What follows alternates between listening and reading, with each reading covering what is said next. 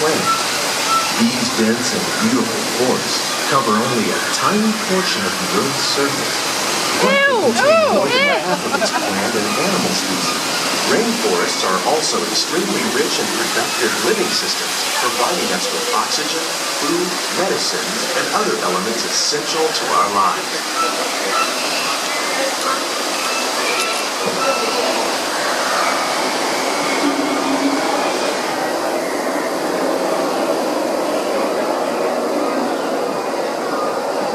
In the desert, nature has created a very different, but no less beautiful living system.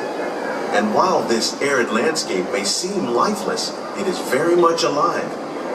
The plants and animals that have learned to survive in these harsh conditions make use of what little water they can find and avoid the scorching rays of the woodland. The American prairie once appeared as desolate as the desert, but over time, rainwater and nutrients gradually penetrated the hard surface of this land. Even the hooves of the mighty buffalo helped create the rich soil that would one day become home to the American farm. Dog on the porch.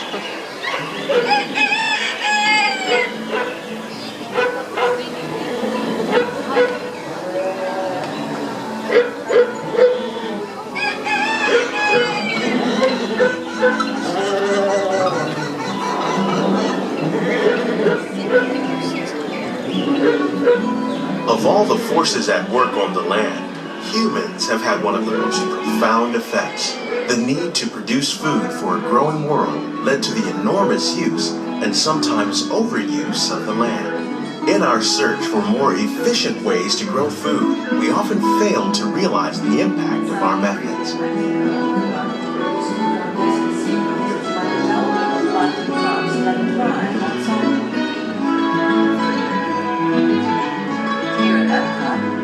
Today, we're learning to live with the land, discovering better ways to grow food that will assure both human and environmental well-being.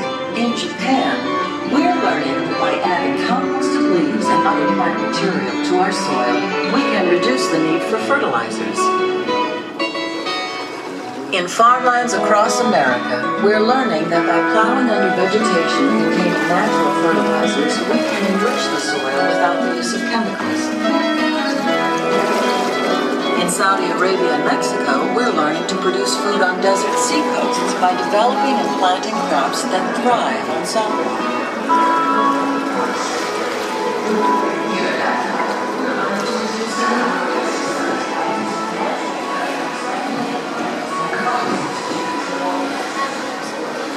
How will we meet tomorrow's growing needs for food production, yet still respect the needs of the land? Some of the answers are being discovered just ahead.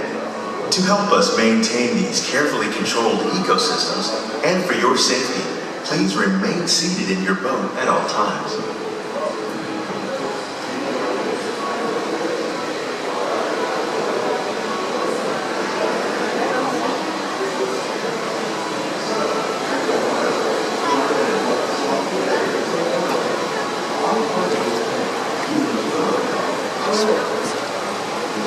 Welcome to our living laboratories, where scientists from Epcot and the U.S. Department of Agriculture are exploring innovative ways to produce bountiful harvests now and into the future. You got much fruit on today, have they? Mom, that one's called The Happy tropics Holidays. are home to the greatest diversity of plants on the planet. Well, it's Many sand, of isn't these, it? like papaya, bananas, cacao, coffee, and rice, are well known around the world. These are just a few of the edible plants that have been an important source of nutrition for people living in the tropics. Many are rich in vitamins and minerals, while others are well adapted to growing in less than ideal conditions. Passion fruits at the back. Some, like the water lily, thrive in wet, swampy areas and waterways. All parts of this plant, even the flower petals, are edible. The starchy root of the plant has long been used to make flour for baking.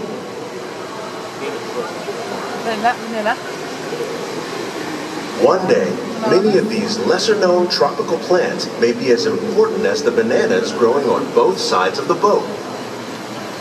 It once stretched like a mighty dragon across 4,000 miles of China. Welcome. I am Li Bai, a poet of the Tang Dynasty, and I have returned to share with you reflections of my beloved China. Like this great wall, it winds like a road across timeless landscapes, but one can also find landscapes that are ever changing.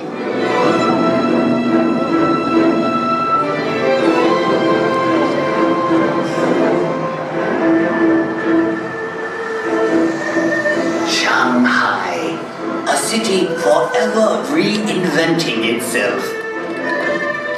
Vibrant, sophisticated, romantic.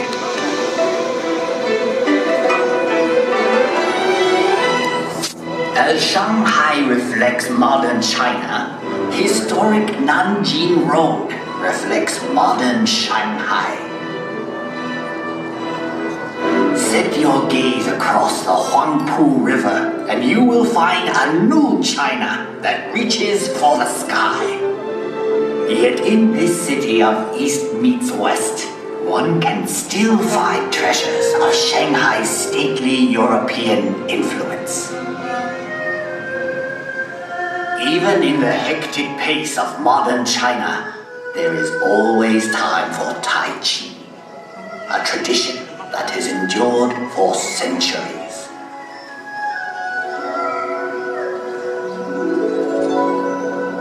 Up here on Huangshan, at the Sea of Clouds, painters and poets like myself have been inspired for generations. In China, we say a poem in every painting, and a painting in every poem. We have had a long history. Much of it has been recorded in this fashion. However, it may be said that the history of the Chinese people is not written in ink, but with water. The mighty Yangtze River, a fellow poet once wrote, traveling against the currents of the Yangtze is more difficult than climbing to heaven. That may have been once true, but no longer.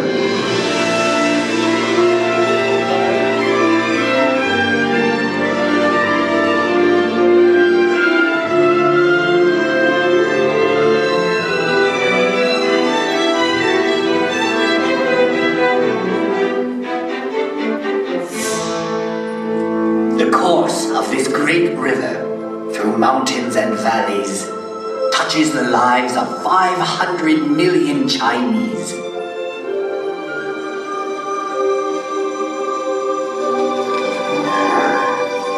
There is no better example of China's harmony with water than Suzhou. This ancient city sits on the longest man-made waterway in the world. When Marco Polo traveled this way, he called Suzhou the Venice of the East. I suppose if I had traveled to Europe, they would now call Venice the Suzhou of the West. So vast is China that even within her borders are many exotic lands and contrasts. From the serenity of Heavenly Lake to the busy night market of Urumqi.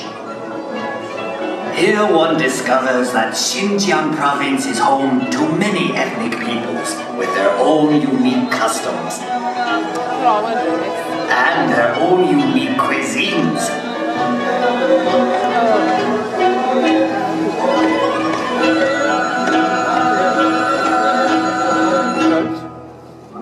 Out here in the Gobi Desert, one still finds travelers on the ancient Silk Road, the same road that over 700 years ago brought Marco Polo.